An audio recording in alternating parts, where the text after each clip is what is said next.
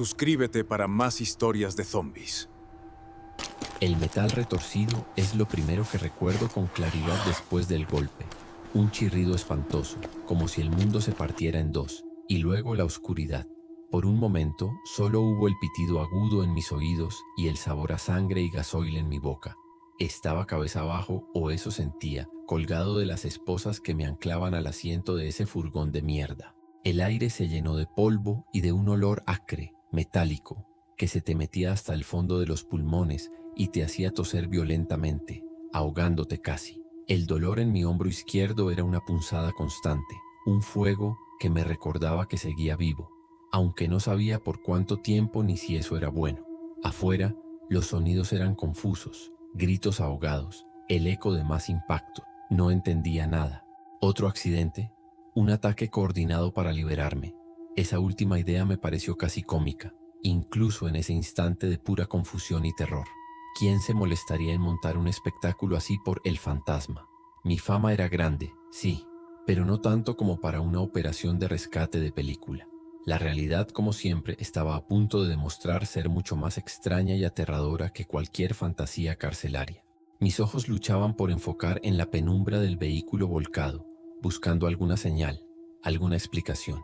Pude ver al agente Ramírez, el que iba en el compartimento conmigo, o más bien su silueta inmóvil. Estaba en una posición antinatural, el cuello torcido. No se movía, ni un quejido. El pánico empezó a burbujear en mi pecho, frío y denso. Luego escuché un ruido más cercano, un gorgoteo húmedo y horrible que no provenía de Ramírez. Venía de la cabina delantera, separada de nosotros por una rejilla metálica. Un sonido que helaba la sangre, acompañado de un forcejeo sordo, como si alguien estuviera intentando abrirse paso a través de algo blando y resistente. Isabel Cano, la guardia. Su voz o lo que quedaba de ella era un gruñido animal.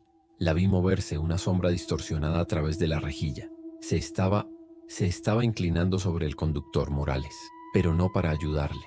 Había algo terriblemente mal en sus movimientos espasmódicos, inhumanos. Un gruñido bajo, gutural, escapó de su garganta y luego un grito desgarrador, no de ella, sino de Morales. Un grito que fue ahogado casi al instante por un sonido de desgarro que se me ha quedado grabado a fuego en la memoria. No quiero escribirlo, pero tengo que hacerlo. El sonido de carne siendo arrancada. Mis tripas se encogieron. La bilis me subió por la garganta, no podía ser. Tenía que estar soñando. Una pesadilla provocada por el golpe, por la falta de aire.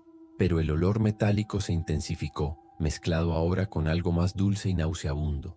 Sangre fresca, mucha sangre. Cano se irguió, o más bien su silueta. Parte de su rostro estaba cubierto de algo oscuro, y entonces se giró lentamente hacia la rejilla, hacia nosotros, hacia Ramírez. Sus ojos no eran sus ojos, vacíos pero con una fijeza depredadora. Se movía como una marioneta rota, con una determinación aterradora. Ramírez seguía inmóvil. Quizás el golpe lo mató al instante, quizás fue una bendición, porque lo que vi después, Cano empezó a golpear la rejilla, no con las manos, sino con la cabeza, con una fuerza demencial. Una y otra vez, el metal vibraba con cada impacto, y luego, con un tirón que pareció dislocarle el hombro, logró abrir un pequeño hueco. Empezó a meter la mano, los dedos ensangrentados y crispados, buscando a tientas, buscándome a mí, que era el único que aún podía moverse, aunque fuera un poco, colgado y aterrado. El instinto de supervivencia gritó dentro de mí con una fuerza que desconocía. Tenía que soltarme. Las esposas, siempre las malditas esposas. Forcejeé con ellas, la adrenalina anulando parte del dolor del hombro. El metal se clavaba en mis muñecas, pero tiré. Me retorcí. Usé el borde del asiento destrozado como palanca. Los eslabones estaban viejos. El mantenimiento en Puerto Tercés era una broma. Sentí un chasquido. Una se abrió. Luego la otra con más esfuerzo, raspándome la piel hasta hacerla sangrar. Libre. Caí torpemente sobre lo que antes era el techo del furgón, ahora el suelo. El impacto me sacó el aire, pero no había tiempo para el dolor. Cano seguía intentando pasar por la rejilla, gruñendo, sus sonidos cada vez más inhumanos. No sé qué era, qué le había pasado, pero no era humano. No más. La puerta trasera del furgón estaba combada, casi arrancada de sus goznes por el impacto. Vi una rendija de luz, el exterior. Era mi única oportunidad.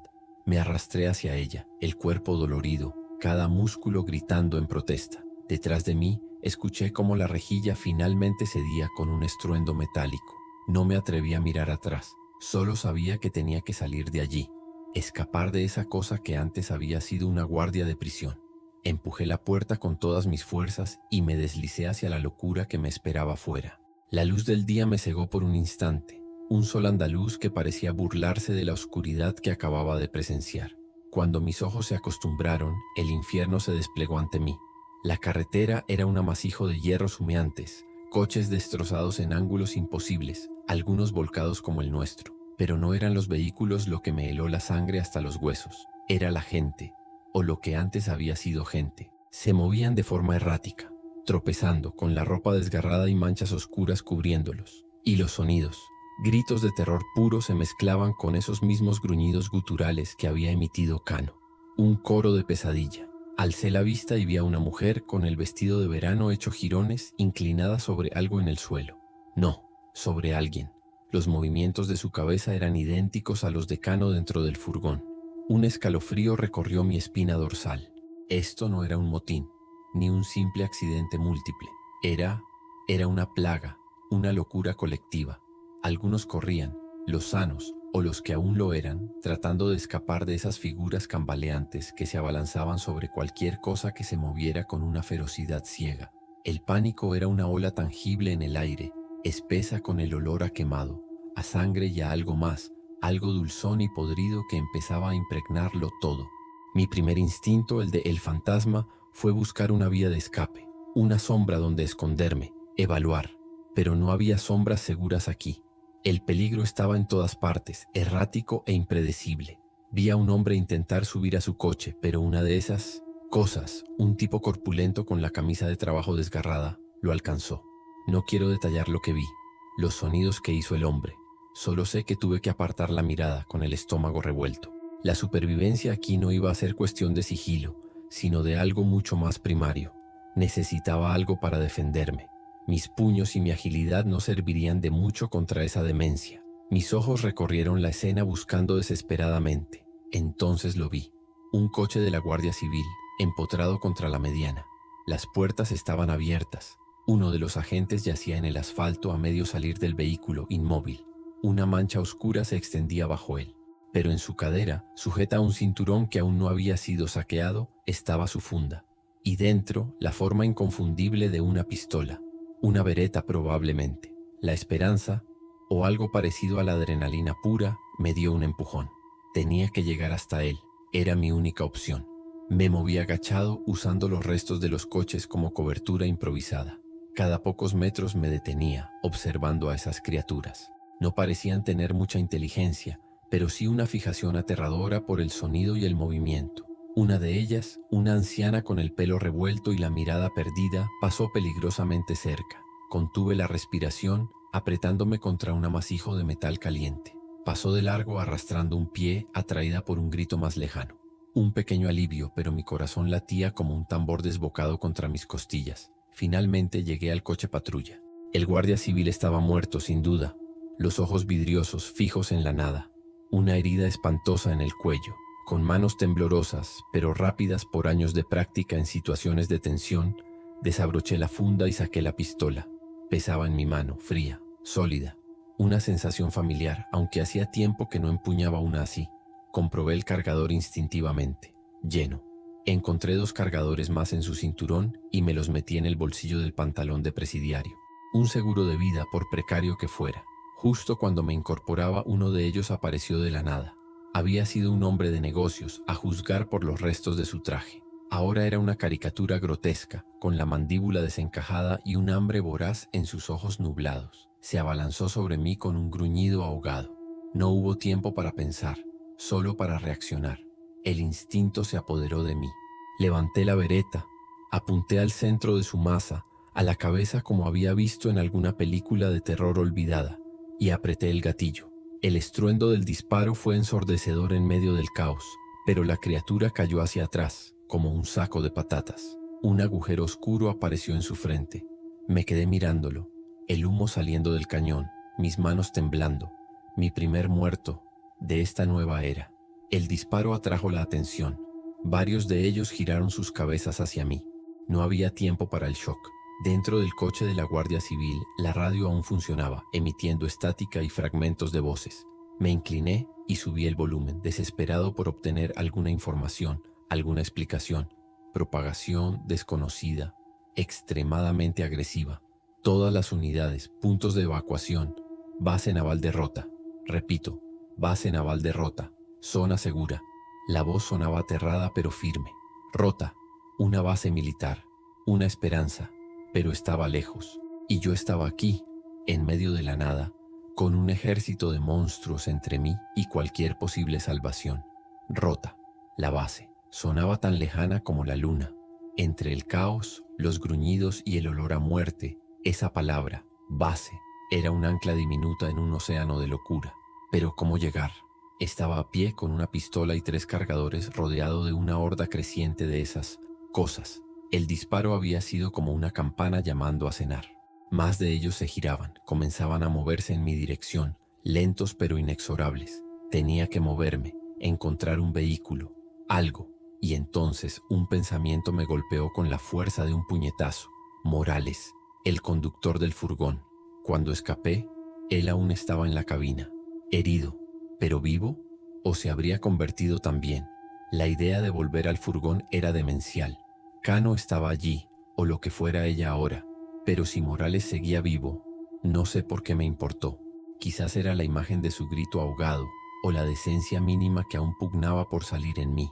O quizás solo era la necesidad de no estar completamente solo en esto, de encontrar otro ser humano cuerdo. Con mucho cuidado y vigilando a los infectados que se acercaban, comencé a retroceder hacia el amasijo de hierros que había sido nuestro transporte. Cada paso era una apuesta, la vereta lista en mi mano, el sudor frío corriéndome por la espalda.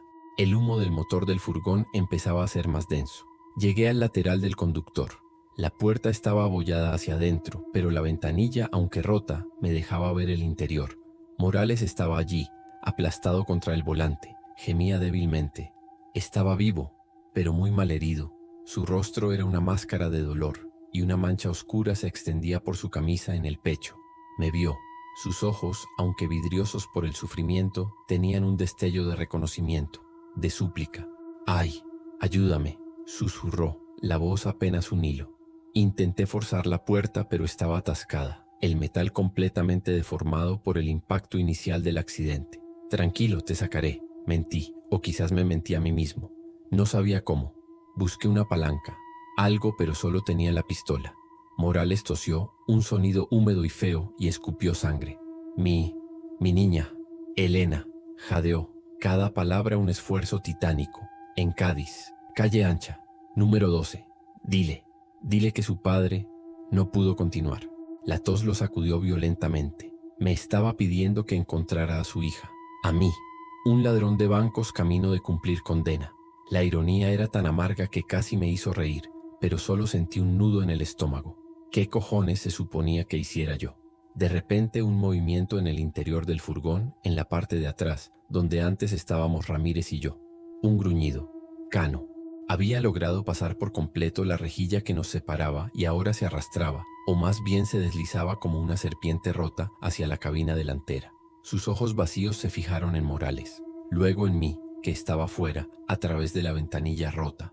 Un gruñido gutural escapó de su garganta y se abalanzó sobre Morales con una rapidez espantosa, ignorando por completo su propia condición, las heridas que seguramente tendría del choque. Sus manos, como garras, se aferraron a él. «¡No!», grité, inútilmente. Apunté con la pistola a través de la ventanilla rota hacia Cano, pero Morales estaba en medio, y ella se movía demasiado, cubriéndolo. Los gritos de Morales fueron horribles, agudos, llenos de un terror que superaba el dolor físico. Vi cómo Cano hundía su rostro en su cuello. Disparé. 1, 2 veces. No sé si le di a ella o al techo del furgón. El caos, el pánico. Morales se convulsionó violentamente y luego quedó flácido. Cano no se detuvo. Seguí allí, encima de él, con esos sonidos de desgarro que ya había oído antes. Era demasiado tarde. Había fallado. De nuevo. Y entonces olí la gasolina con más intensidad. El humo que salía del capó se volvió negro y espeso. Un chisporroteo. Algo dentro del motor, o quizás la batería dañada, había hecho ignición. El furgón iba a estallar. No había tiempo para Morales, ni para Cano, ni para lamentaciones, solo para correr.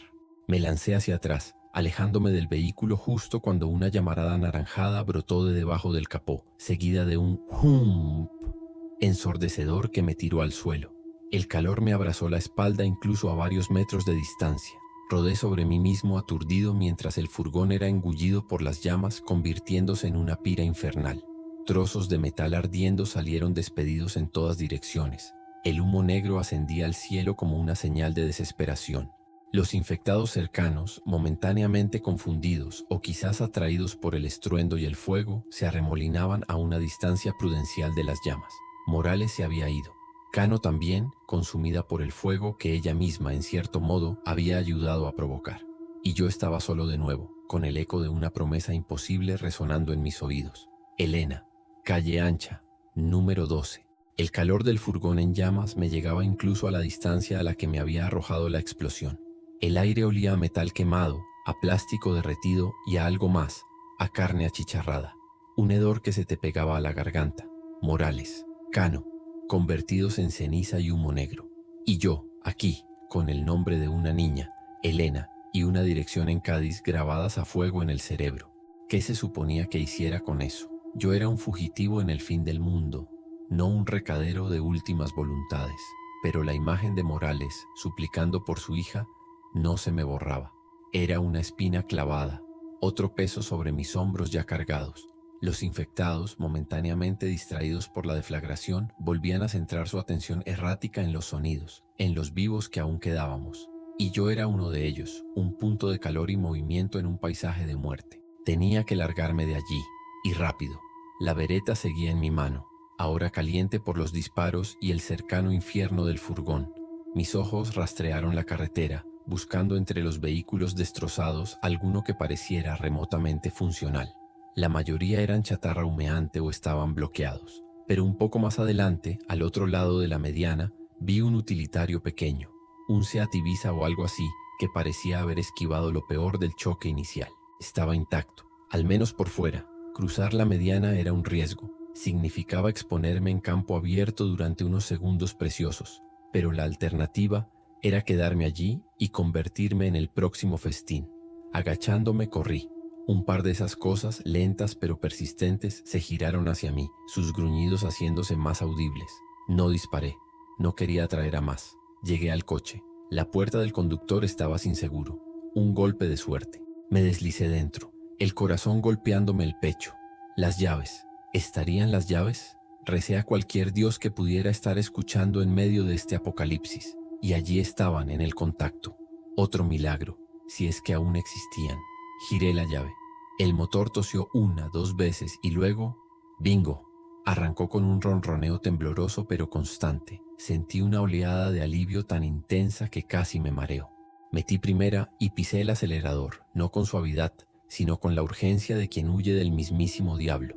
El pequeño coche respondió saliendo de allí con un chirrido de neumáticos, esquivando restos de metal y algún cuerpo inmóvil en el asfalto. Por el retrovisor vi cómo la columna de humo negro del furgón se hacía más pequeña, un punto oscuro en un día demasiado brillante para tanto horror. Estaba en movimiento, estaba vivo, por ahora. Conducía sin rumbo fijo, siguiendo la carretera principal en dirección sur, hacia donde suponía que estaría Cádiz, y más allá, Rota. El paisaje era desolador. Más coches abandonados, algunos con las puertas abiertas, como bocas gritando en silencio. De vez en cuando veía figuras moviéndose en los campos de girasoles resecos que flanqueaban la carretera o saliendo de alguna casa de campo aislada. Infectados. La plaga se había extendido como la pólvora. No me detuve. No podía. Cada kilómetro recorrido era una pequeña victoria, pero la aguja de la gasolina empezaba a preocuparme. Estaba peligrosamente cerca de la reserva. El sol comenzaba a bajar en el horizonte, tiñendo el cielo de naranjas y púrpuras sangrientos, cuando el coche empezó a tener problemas. Primero fueron unos tirones, leves, casi imperceptibles. Luego un petardeo en el escape. Tragué saliva. No ahora, por favor, no ahora. La esperanza que había sentido al arrancar el coche se desvanecía rápidamente, reemplazada por una ansiedad fría y familiar. La aguja de la gasolina seguía bajando, pero esto era algo más. Un fallo mecánico. Quizás el coche había sufrido algún daño que no vi, o simplemente era viejo y estaba mal mantenido, como todo en este jodido país últimamente. Los tirones se hicieron más violentos, la velocidad disminuyó, por mucho que yo pisoteara el acelerador con desesperación. El motor gemía como un animal herido. Miré a ambos lados de la carretera. Nada. Campos vacíos, alguna línea de árboles a lo lejos. Estaba en medio de la nada, y entonces, con un último estertor metálico, el motor se cayó. Silencio. Un silencio antinatural que solo era roto por el suave tintineo del motor enfriándose y el viento que soplaba entre los campos. Maldije en voz alta, golpeando el volante con frustración.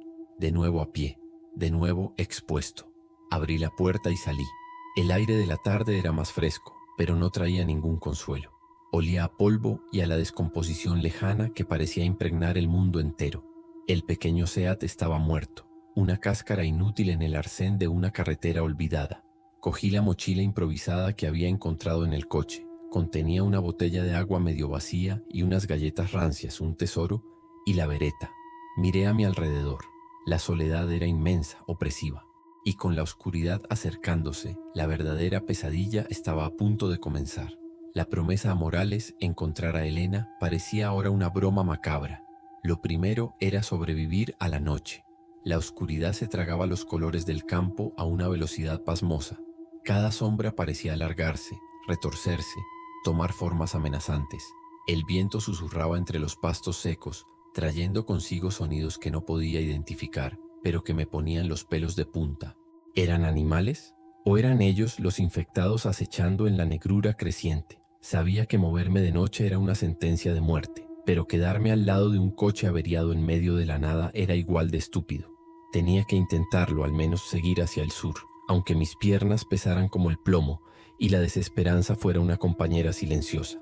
Comencé a caminar por el arcén, la vereta firme en mi mano derecha, la pequeña mochila con sus escasas provisiones en la izquierda.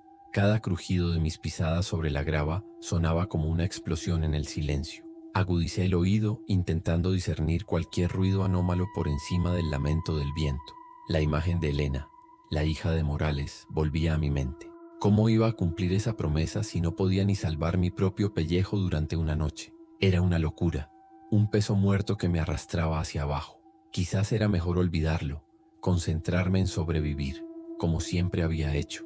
Llevaría quizás una hora caminando, tropezando más que andando en la oscuridad casi total, cuando escuché algo diferente. Un rumor grave, mecánico, que se hacía más fuerte. Un motor. Al principio me invadió el pánico. Podía ser cualquiera. Podían ser saqueadores, o peor, algún grupo de esos locos que seguro ya estarían aprovechándose del caos. Me aparté de la carretera, tumbándome en la zanja cubierta de hierbajos, esperando, conteniendo la respiración. Las luces de un vehículo aparecieron a lo lejos, 2 puntos amarillos que barrían la carretera mientras se acercaban. Definitivamente no eran de la Guardia Civil ni militares. Era una camioneta, una pick-up vieja y traqueteante que avanzaba con cautela. Cuando estuvo más cerca, pude distinguir siluetas en la cabina y en la caja trasera. Iban armados, o al menos eso parecía. Me aferré a la vereta, el dedo en el gatillo. Si eran hostiles. La camioneta redujo la velocidad al pasar junto a mi coche averiado, iluminándolo brevemente. Luego, para mi sorpresa, se detuvo unos 50 metros más adelante. Una de las puertas se abrió. Escuché voces, un murmullo de discusión. ¿Me habrían visto? Imposible. Estaba bien escondido. ¿Hay alguien ahí?, gritó una voz de hombre, ni amistosa ni agresiva, simplemente cautelosa. Silencio. No me moví. Vimos el coche parado. ¿Necesita ayuda? Volví a quedarme quieto. En este nuevo mundo, la ayuda podía ser una trampa mortal. Pero quedarme allí solo en la oscuridad tampoco era una opción viable por mucho tiempo. Quizás era una oportunidad, una mínima. Con mucho cuidado me levanté lentamente, con las manos a la vista, aunque una de ellas seguía empuñando la pistola sin apuntar directamente. «Estoy armado», dije, mi voz ronca por la falta de uso y la tensión. De la camioneta bajaron 2 hombres. Uno mayor, con pinta de agricultor, curtido por el sol, llevaba una escopeta de caza con aire decidido. El otro, más joven, con ropa de estilo militar, aunque desgastada, y una pistola en la cadera, me miraba con desconfianza. «Nosotros también», respondió el exmilitar, su voz firme. «¿Estás solo?». Asentí. Una mujer y un chaval adolescente nos observaban desde la cabina, sus rostros pálidos a la luz de la luna que comenzaba a asomar. «Me llamo Carlos», dijo el exmilitar. «Él es Pedro». En la cabina están Juana y su hijo, Javier. Juana Morales, como el conductor. No, no podía ser. ¿O sí? El nombre me golpeó. Juana Morales, familia del conductor del furgón. El mundo a veces tenía una forma muy retorcida de jugar sus cartas. No dije nada, pero la coincidencia me dejó helado. El coche se me paró, expliqué escuetamente. Necesito llegar al sur, a Rota si es posible. Carlos y Pedro intercambiaron una mirada. Todo el mundo quiere ir a Rota, dijo Pedro con un deje de amargura. Nosotros vamos a buscar un refugio seguro para pasar la noche, luego ya veremos. Hay una tienda de caza a unos kilómetros. Podrías venir si no vas a causar problemas. Miré la pistola en mi mano, luego a ellos. No tenía muchas más opciones. Asentí. No causaré problemas. Solo quiero sobrevivir como todos. Carlos pareció sopesarlo un momento. Luego hizo un gesto con la cabeza. Sube a la parte de atrás y mantén esa pistola a la vista pero quieta. Trepé a la caja de la camioneta que olía a tierra y a algo vagamente metálico. El vehículo arrancó de nuevo adentrándose en la noche. El chaval Javier me miraba desde la ventanilla trasera de la cabina con una mezcla de miedo y curiosidad. Juana Morales, si era quien yo pensaba, ¿debía decirle lo del conductor? ¿Lo de Elena? Por ahora decidí callar. Una cosa era sobrevivir. Otra muy distinta era abrir viejas heridas o crear nuevas en un grupo que acababa de ofrecerme una tabla de salvación. El viaje en la caja de la camioneta fue incómodo y tenso. El vehículo se sacudía con cada bache de la carretera secundaria por la que nos metimos, y el frío de la noche empezaba a calar hondo. Pedro conducía con una concentración sombría, mientras Carlos, a su lado, vigilaba la oscuridad con ojos de halcón. En la cabina apenas podía distinguir las siluetas de Juana y Javier. Me preguntaba constantemente por ella, por su apellido, Morales. No era un apellido tan común como para ignorar la conexión. Si era pariente del conductor, ¿sabría ella de Elena? La pregunta me quemaba por dentro, pero la prudencia, una vieja amiga de mis años de trabajo, me aconsejaba silencio. Por ahora, era solo un extraño más, un superviviente con un arma. Tras lo que pareció una eternidad, la camioneta redujo la velocidad y se desvió por un camino de tierra apenas visible. Unos minutos más tarde, las luces iluminaron la fachada de un edificio aislado, de una sola planta, con un letrero medio descolgado que apenas se leía. Caza y pesca el halcón. Parecía cerrado y oscuro, como todo lo demás en este nuevo mundo. Carlos saltó de la cabina antes incluso de que el motor se apagara del todo. «Pedro, da la vuelta y aparca con el morro hacia el camino, por si hay que salir pitando», ordenó, su voz baja pero autoritaria. «Paco», me llamó sin mirarme directamente. «Tú y yo primero. Vamos a asegurar el perímetro. Javier, quédate con tu madre en la cabina, pestillos echados». Bajé de la camioneta, la vereta lista. La tienda estaba en silencio, un silencio sepulcral que no me gustaba nada. Carlos se movía con la eficacia de un profesional, revisando las ventanas, la puerta trasera. Yo le cubría, atento a cualquier movimiento en la oscuridad circundante. Había un par de ventanas bajas, con rejas metálicas, pero una parecía un poco suelta. Mientras Carlos forzaba la cerradura de la puerta principal con una barra que sacó de la camioneta, escuché un leve rasguño proveniente de esa ventana. Hice una seña a Carlos que se detuvo al instante. Me acerqué con sigilo. A través de un hueco en la persiana metálica interior, vi unos dedos pálidos y sucios aferrándose al borde. «Tenemos compañía», susurré. Carlos se acercó. «Uno solo parece», valoró. «Pero si hay uno, puede haber más dentro». Justo en ese momento la cosa de la ventana golpeó con más fuerza, haciendo vibrar la reja. Antes de que Carlos pudiera decidir el siguiente paso, actué. No quería un tiroteo que atrajera a más. Metí el cañón de la vereta por entre los barrotes y disparé 2 veces, apuntando a donde calculé que estaría la cabeza. Un quejido ahogado y los dedos desaparecieron. Un pequeño riesgo pero necesario. Carlos me miró, una mezcla de sorpresa y quizás un mínimo de aprobación en sus ojos. «Buen instinto», admitió a regañas, pero ruidoso. Finalmente la puerta principal cedió. Entramos con cautela, linternas en mano.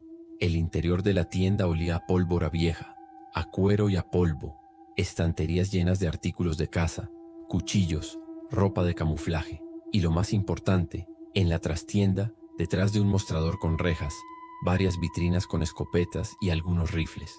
Un pequeño arsenal. Pedro entró después, seguido de Juana y Javier, que se mantenía muy pegado a su madre, los ojos abiertos como platos.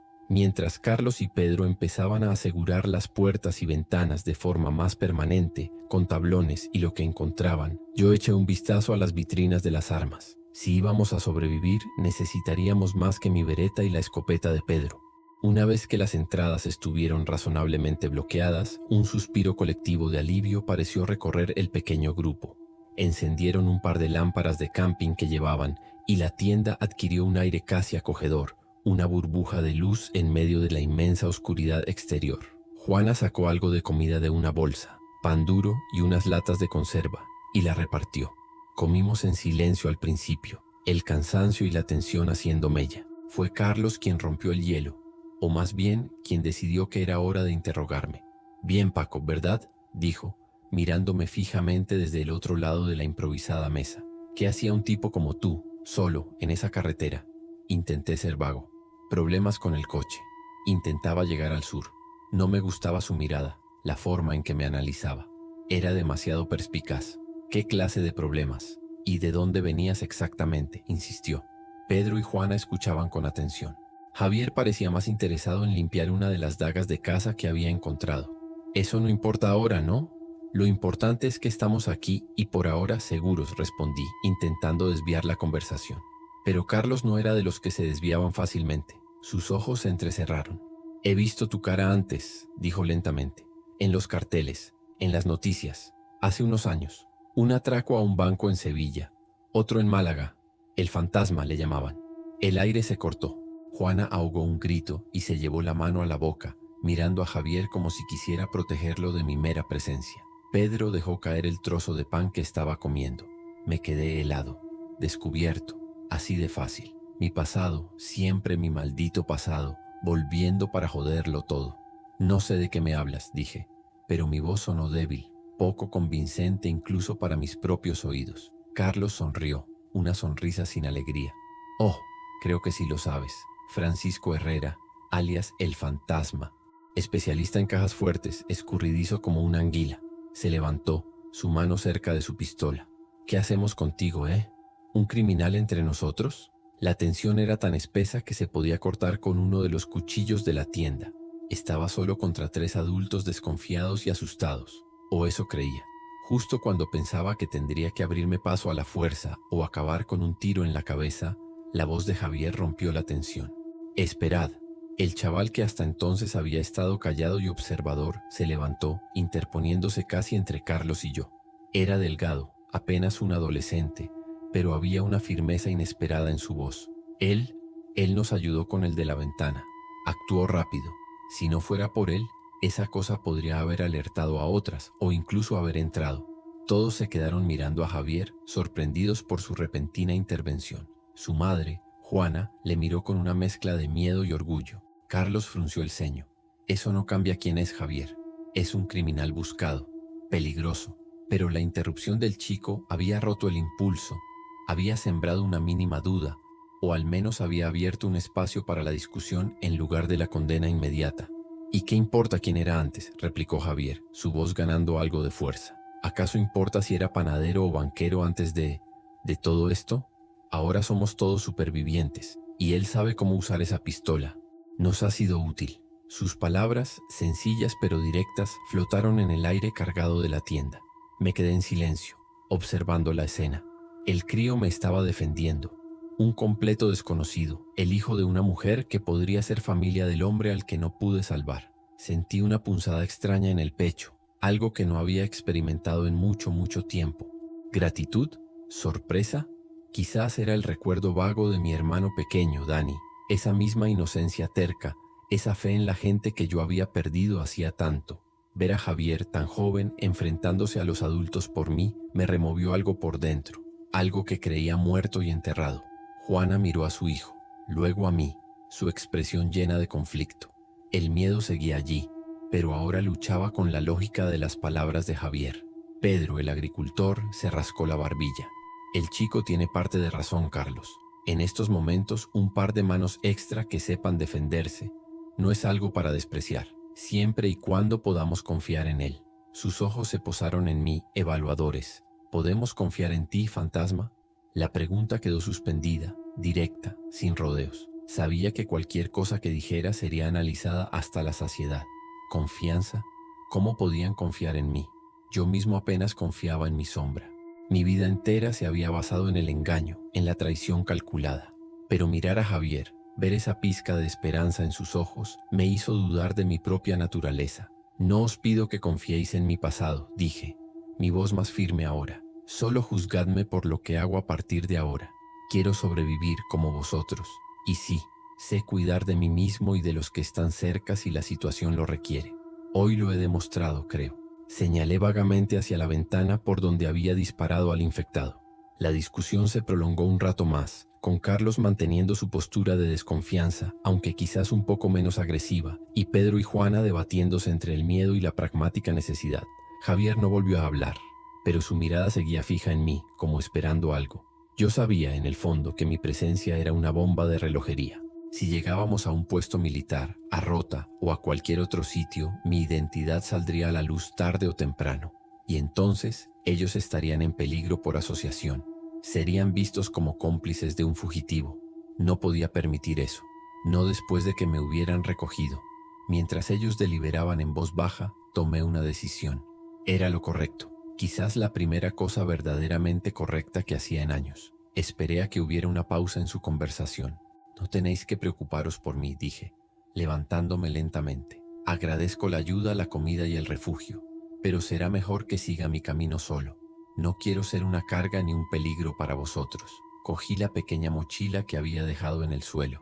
Las pocas provisiones que contenía no me durarían mucho, pero era mejor que ponerlos en riesgo. Carlos me miró con renovada sospecha.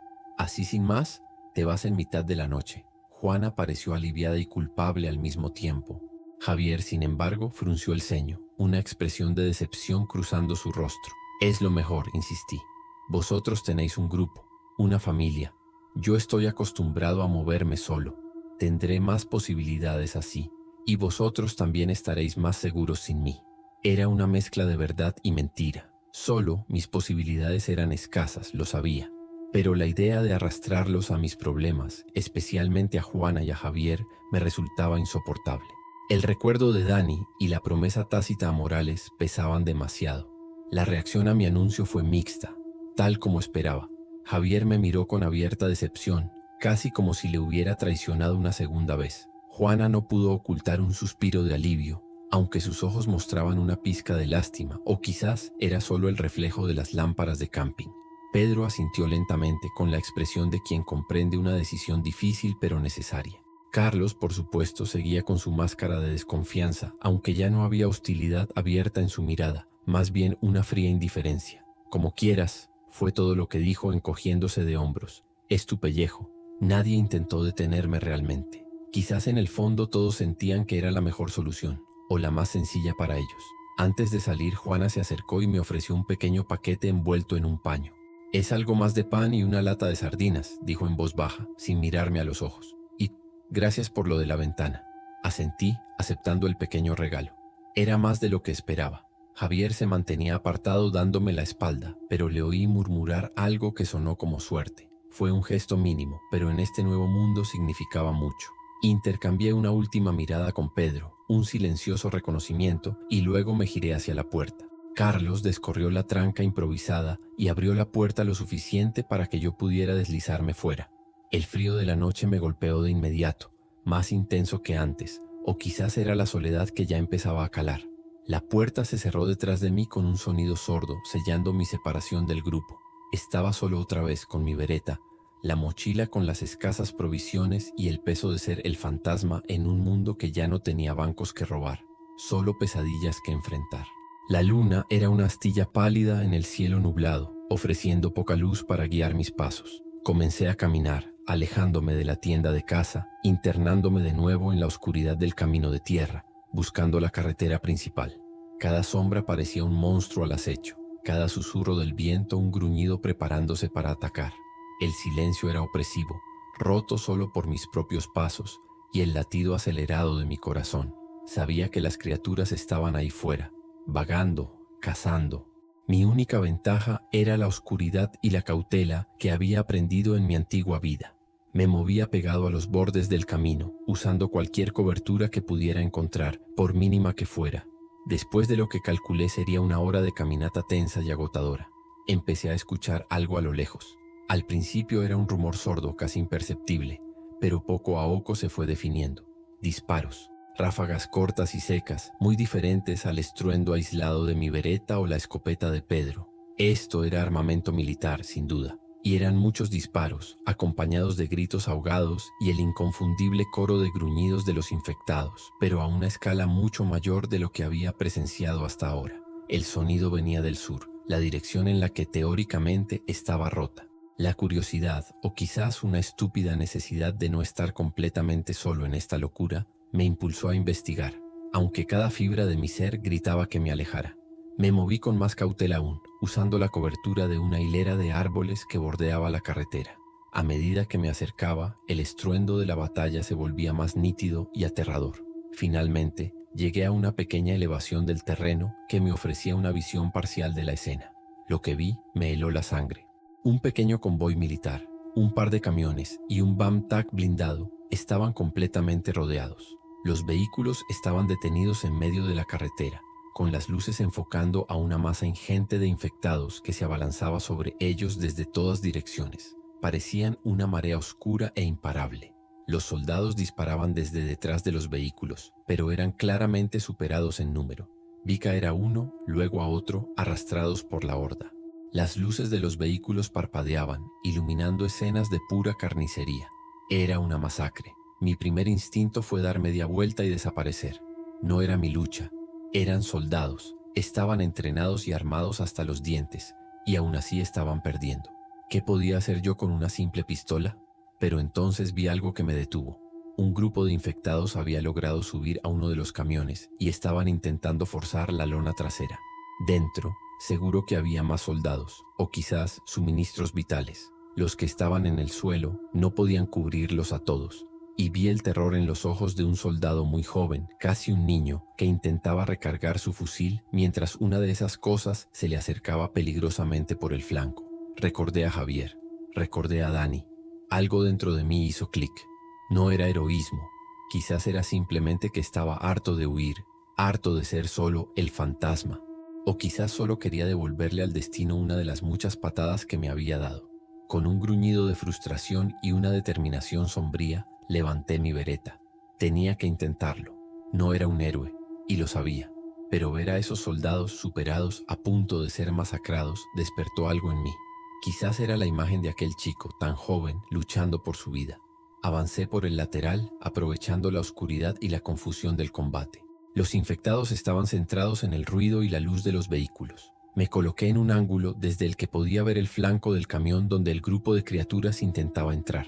Eran 5, 6 de ellos arañando la lona, golpeando. Si lograban entrar, los de dentro estaban perdidos. Apunté con cuidado. No podía permitirme fallar ni malgastar munición. El primer disparo de la bereta sonó casi ridículo en comparación con el estruendo de los fusiles de asalto, pero fue preciso. Uno de los infectados que trepaba por el lateral del camión se desplomó. Los otros no parecieron notarlo al principio, demasiado absortos en su macabro objetivo. Seguí disparando con calma, eligiendo mis blancos. Otro cayó y otro. No eran disparos a la cabeza siempre, a veces al pecho, buscando derribarlos, frenarlos. Quería llamar su atención, alejarla del camión. Un par de ellos se giraron hacia el origen de los nuevos disparos, hacia mí. Bien, eso era lo que quería. Empecé a retroceder lentamente, sin dejar de disparar, atrayéndolos hacia la oscuridad lejos del objetivo principal. Un soldado apostado cerca de la rueda de un BAM-TAC me vio. Su rostro, iluminado por los fogonazos de su propio fusil, era una mezcla de sorpresa y confusión. Gritó algo que no pude entender por encima del estruendo, pero no me disparó, lo cual ya era una pequeña victoria. Seguí mi táctica, atrayendo a un pequeño grupo de esas cosas hacia una zona más alejada, usando los árboles como cobertura. Cuando estuvieron lo suficientemente cerca, vacié el resto del cargador sobre ellos y luego me escabullí entre las sombras, cambiando de posición rápidamente, como me había enseñado la experiencia en situaciones complicadas. Puse un cargador nuevo. Las manos me temblaban un poco, pero la adrenalina me mantenía enfocado. Desde mi nueva posición vi que mi maniobra había aliviado un poco la presión sobre el camión. Los soldados que quedaban habían aprovechado para reforzar esa zona. Ahora el problema principal estaba en la parte delantera del convoy, donde una auténtica marabunta de infectados intentaba superar las barricadas improvisadas con los vehículos. Busqué un punto débil en su avance. Vi a un par de soldados intentando contener una brecha. Estaban casi codo con codo, sin poder cubrirse bien. Si caían ellos, el resto se vendría abajo como un castillo de naipes. Decidí que ese sería mi próximo objetivo. Me moví de nuevo, esta vez hacia el frente, siempre por los flancos, tratando de ser una amenaza inesperada. No era Rambo, solo un tipo con una pistola y algo de astucia. Empecé a disparar a los infectados que presionaban a esos dos soldados apuntando a las piernas, a cualquier sitio que los hiciera tropezar, que rompiera su avance. Funcionó.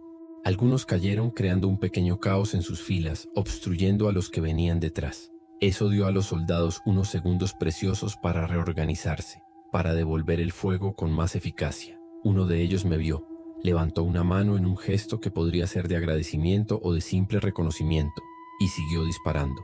La lucha fue brutal, caótica. No sé cuánto tiempo duró.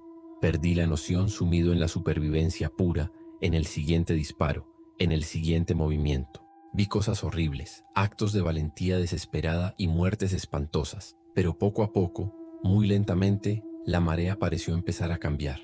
Quizás porque habíamos eliminado a suficientes, o porque el amanecer empezaba a clarear tímidamente en el horizonte, tiñendo el cielo de un gris enfermizo. Los infectados, aunque seguían siendo muchos, parecían perder algo de su empuje inicial, volviéndose un poco más dispersos. Los disparos de los soldados se hicieron más esporádicos, más controlados. Cuando los últimos infectados fueron abatidos o se dispersaron hacia la oscuridad de los campos, un silencio tenso y jadeante cayó sobre la carretera. Olía a pólvora, a sangre y a muerte. Varios soldados yacían inmóviles. Otros estaban heridos, siendo atendidos por sus compañeros. Salí de mi cobertura lentamente, con la pistola baja pero a la vista, las manos también visibles. Todas las miradas se clavaron en mí. Un hombre corpulento, con galones de sargento en el uniforme y el rostro curtido y cansado, se acercó. Su mirada era dura, penetrante. Era claramente el que estaba al mando. «¿Quién coño eres tú?», preguntó, su voz rasposa por el humo y los gritos. Tragué saliva, intentando parecer lo más inofensivo posible, aunque la pistola en mi mano no ayudaba mucho. «Solo un civil. Me llamo Paco. Estaba cerca, oí los disparos. Decidí ayudar». El sargento me escrutó de arriba abajo.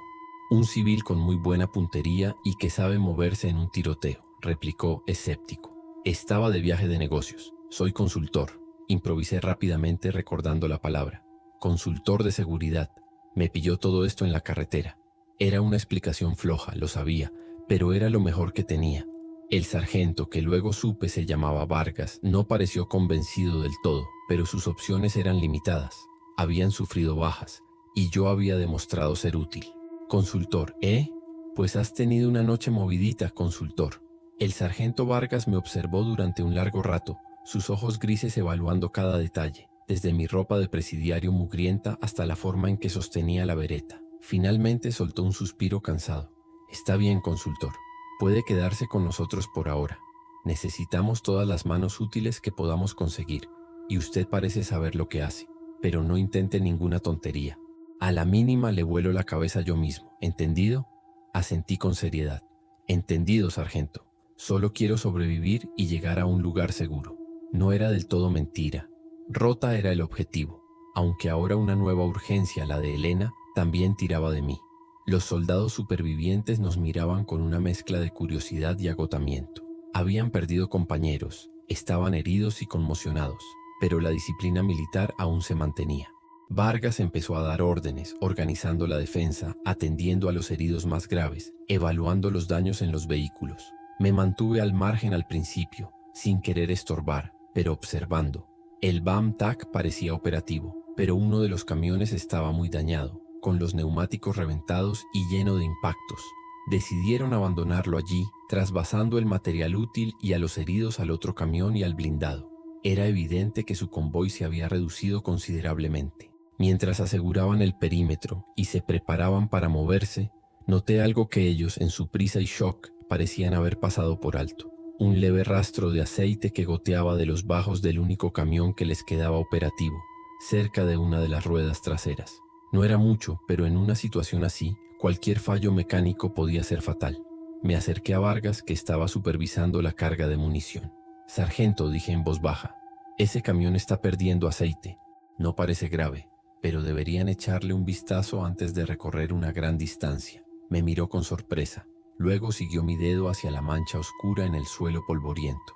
Un mecánico, un chaval joven con las manos negras de grasa, confirmó mi observación. Era una junta dañada, probablemente por algún impacto. No podían repararla del todo allí, pero lograron improvisar un apaño para minimizar la pérdida. Vargas me lanzó otra de sus miradas indescifrables. «Buena vista, consultor», admitió. «Quizás no sea del todo inútil tenerle cerca». Esa pequeña aportación, fruto de años de tener que conocer la mecánica básica para mis trabajos, pareció ganarme un mínimo de credibilidad, o al menos reducir un poco la hostilidad inicial. Me sentí extrañamente satisfecho, una sensación casi olvidada. Poco después, con las primeras luces del amanecer filtrándose a través del humo y el polvo, el convoy reducido se puso en marcha. Iba en la parte trasera del BAMTAC, un espacio apretado y ruidoso, lleno de soldados cansados y el olor a sudor y desinfectante. Avanzábamos con lentitud, con cautela, los ojos de todos fijos en los bordes de la carretera, esperando la siguiente amenaza. Nadie hablaba mucho, la tensión era palpable. Yo pensaba en Juana, en Javier, en Pedro y Carlos, en la tienda de casa. ¿Estarían bien?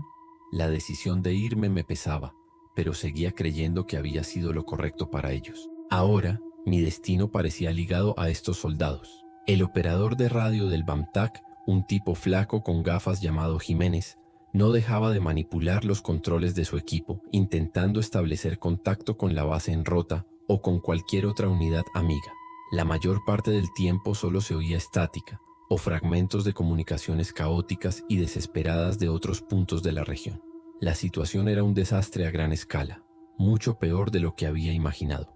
La palabra apocalipsis ya no sonaba a película de serie B, era real, y la estábamos viviendo. De vez en cuando Jiménez maldecía en voz baja cuando una señal prometedora se desvanecía. Llevaríamos un par de horas avanzando a trompicones, acercándonos, según decían, a la zona de influencia de la base naval, cuando Jiménez de repente se irguió, haciéndonos una seña para que guardáramos silencio. Se quitó los auriculares y manipuló un dial con urgencia. «Sargento, estoy captando algo. Muy débil, parece una transmisión civil no codificada». En la quietud tensa del vehículo pudimos escuchar una voz filtrada por la estática, una voz joven quebrada por el pánico. «¿Nos oye? Ayuda, estamos atrapados. Tienda El Halcón, munición, se acaba. Por favor». Mi sangre se heló. Conocía esa voz. Era Javier. No podía haber ninguna duda. «Súbelo, súbelo», le grité a Jiménez casi sin aliento, inclinándome sobre él. El sargento Vargas me miró con dureza por mi exabrupto, pero también se inclinó para escuchar. La voz de Javier volvió a sonar, más desesperada aún. «Muchos están entrando. Mamá está». «No, Javier, aléjate de...». La transmisión se cortó con un grito ahogado y luego solo estática, un silbido horrible que parecía llenar el BAMTAC y mi cabeza. Me quedé paralizado, el terror y la culpa retorciéndome las entrañas. Javier, Juana, estaban en la tienda rodeados, y era por mí. Si no me hubiera ido, no, si no me hubieran encontrado, yo no estaría allí. Pero el sentimiento de responsabilidad era abrumador. El silbido de la estática pareció devorarlo todo dentro del BAMTAC. Me quedé sin aire, como si me hubieran golpeado en el estómago. Javier, su voz, rota por el terror. Juana, la tienda, rodeados. La culpa me aplastó con un peso físico, un yunque sobre el pecho. Si no me hubiera marchado, si hubiera insistido en quedarme. Pero no, eso era inútil. El pasado no podía cambiarse. Lo que sí podía, quizás, era influir en el presente, por jodido que pareciera. La imagen de mi hermano pequeño, Dani, apareció en mi mente con una claridad dolorosa. Javier me lo recordaba tanto, su edad, esa mezcla de vulnerabilidad y una incipiente valentía. Abandonar a Javier era como abandonar a Dani otra vez, y eso no podía soportarlo. «Tenemos que volver». Las palabras brotaron de mi boca antes de que pudiera contenerlas, dirigiéndome al sargento Vargas con una urgencia que me sorprendió a mí mismo. «Hay que salvarlos. La tienda El Halcón no puede estar lejos de donde me recogieron ustedes». Vargas me miró como si me hubiera vuelto loco. Su rostro, ya endurecido por el combate y la fatiga, se tensó aún más. ¿Volver? ¿Está de broma, consultor? Mi misión es llevar a mis hombres y este material a Rota. Lo que ha oído es lamentable, pero no podemos arriesgar la unidad por un puñado de civiles basándonos en una transmisión entrecortada. Su voz era fría, implacable, la lógica del militar. No son solo un puñado de civiles, repliqué, la desesperación tiñendo mi voz. Conozco a ese chico, Javier, a su madre, Juana. Me ayudaron, y esa tienda está llena de armas y munición que ustedes podrían necesitar, más de la que cargan ahora.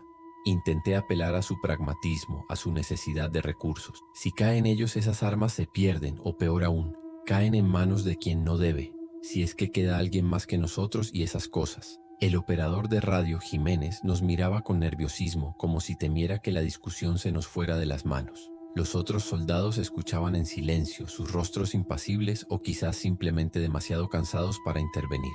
Vargas negó con la cabeza. Es demasiado arriesgado. Podría ser una trampa.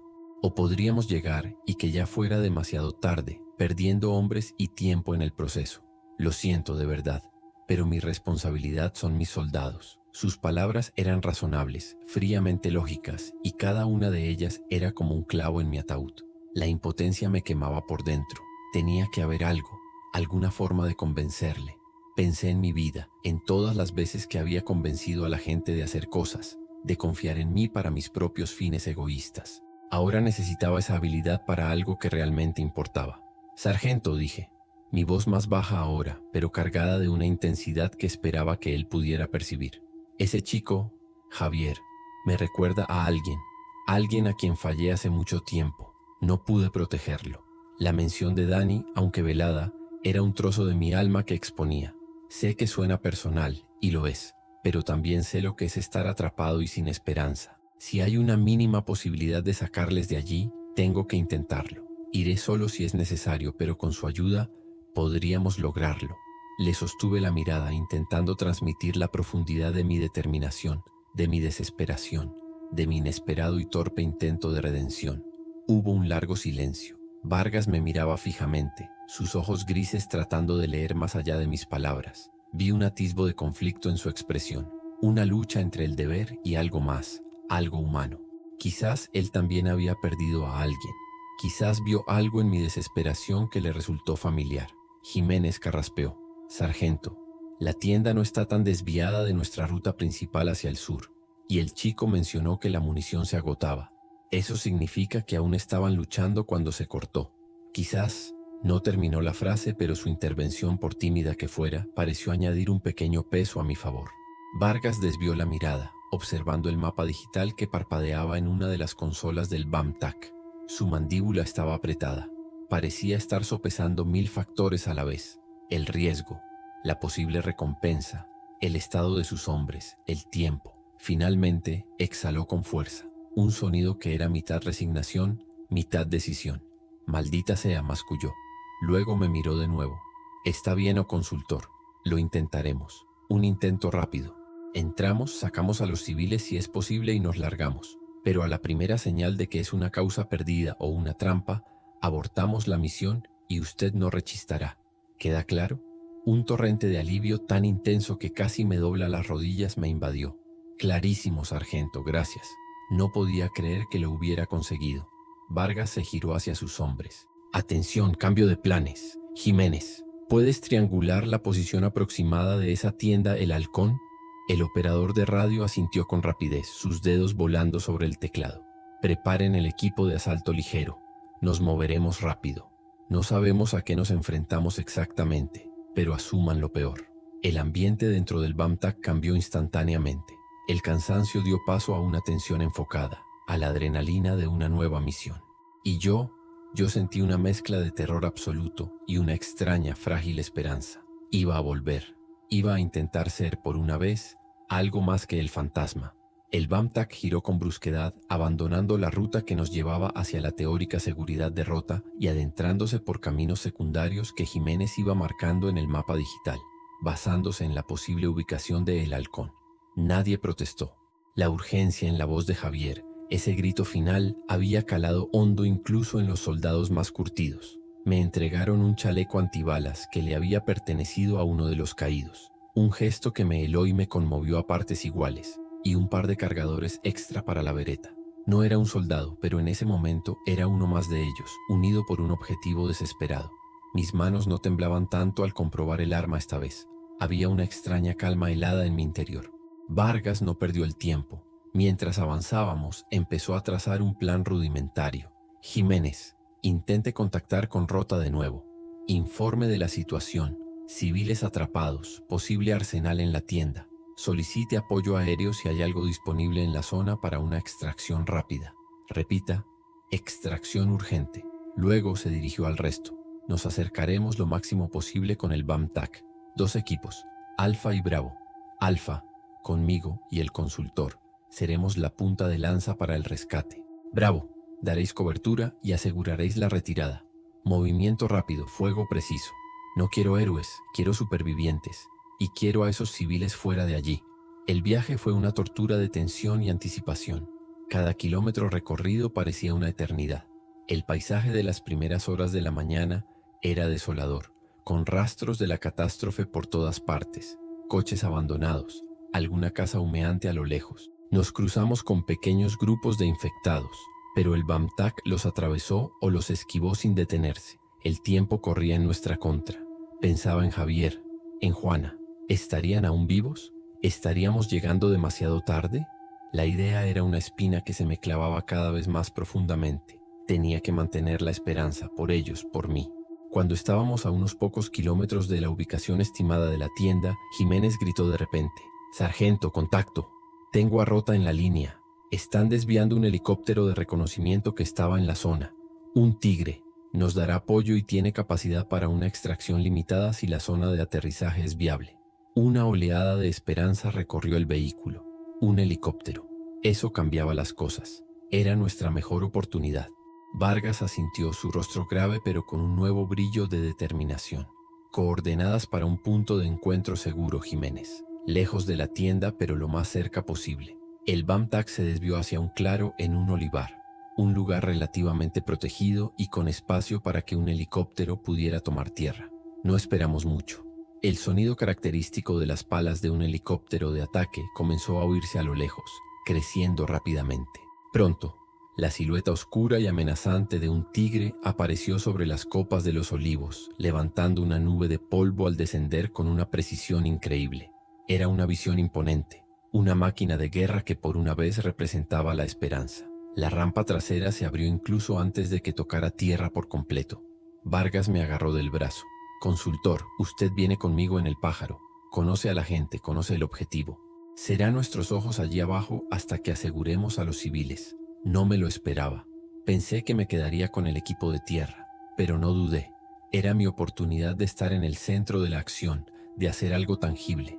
«Entendido, sargento». Nos unimos a un pequeño equipo de operaciones especiales que ya estaba a bordo del helicóptero, tipos duros y silenciosos con armamento avanzado. El contraste con mi bereta era notable, pero la determinación en sus ojos era la misma que sentía crecer en mi pecho. Subí al helicóptero, el estruendo de los rotores ensordecedor, el viento golpeándome la cara.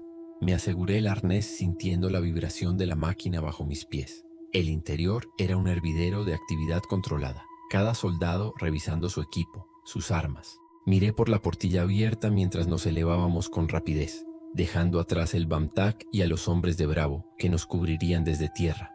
El olivar se hizo pequeño bajo nosotros, y luego la carretera, y pronto, a lo lejos, pude distinguir la zona donde debía estar la tienda de caza. El corazón me latía con fuerza, una mezcla de miedo atroz y una resolución de hierro. El sargento Vargas me dio una palmada en el hombro, gritando por encima del ruido del motor para hacerse oír: «Prepárese, Paco, vamos a entrar con todo». Asentí, apretando la empuñadura de mi pistola.